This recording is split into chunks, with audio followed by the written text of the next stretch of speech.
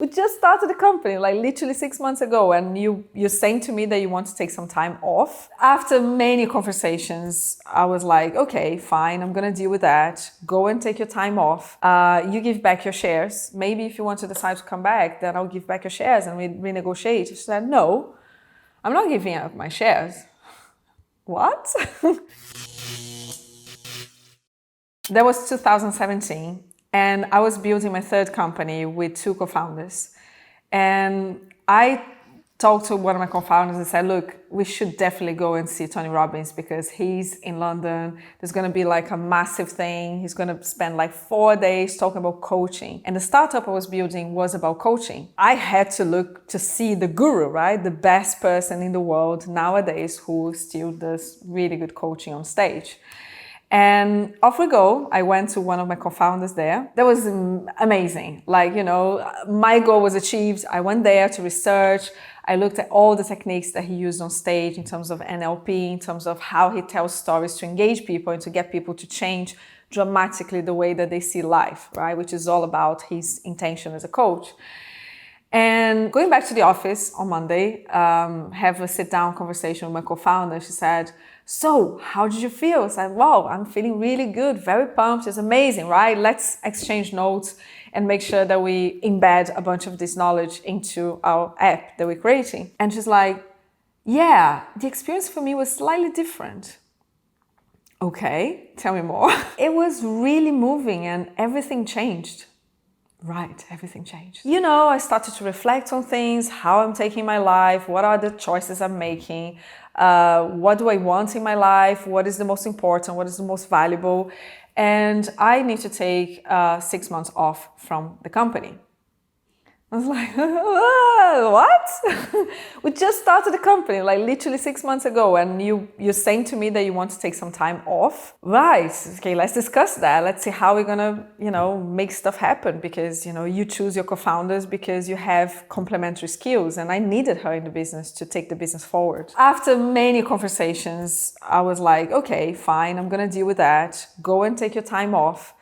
You give back your shares. And then once you finish your time off, maybe if you want to decide to come back, then I'll give back your shares and we renegotiate. She said, no, I'm not giving up my shares. So you're saying to me that I'm going to spend the next 6 months working my ass off, building this company together with our third co-founder, doing the day-to-day of the hard work that it is to build a startup from scratch. You're not going to be here and you're going to keep a third of the company? That doesn't make any sense. She said, yeah, because it's not fair. What if when I come back, you don't want to give my shares back? I was like, but what if you don't come back? We went into this conundrum and I cannot tell you how draining it was. It was like, I had multiple companies in my life, lots of different co-founders, never went into a situation that I had to literally say to someone, look, you will have to leave the business now. If we took the business forward and eventually we raised some money from investors, we would never be able to raise. An investor would look at our cap table, the people who have the shares in the company, and they would argue, they would question, they would say, look, what is this person here? Is this person not involved? And they have a good chunk of the shares of the company. So that would mean that we would be totally uninvestable. And for the product I was creating, I really needed to raise money from investors. We went into a very tough conversation, had to involve lawyers, and it was really expensive. And it cost me a lot of money because eventually there was no way we could get into a deal with shares or anything like that. And I had to buy her shares back into the company. So I spent some money there. I had spent £15,000 into the company up to that point, and she had spent £15,000, and she would not do any negotiation apart from me giving her £15,000 to buy her shares back, even though we hadn't even launched the product.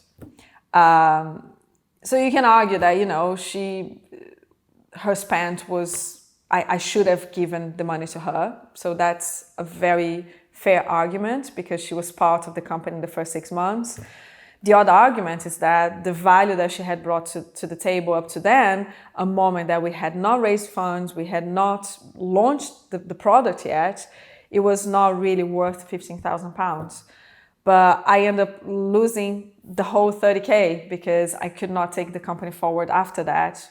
And that's how Tony Robbins, I really love you. I love your stuff, but you transform lives and you transform the life of my partner who decided to take a different route in her life, meaning that it ruined my company.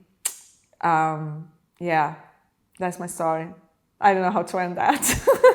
My videographer right now is like this, because he had not heard this story before. And I never told anyone actually to the camera.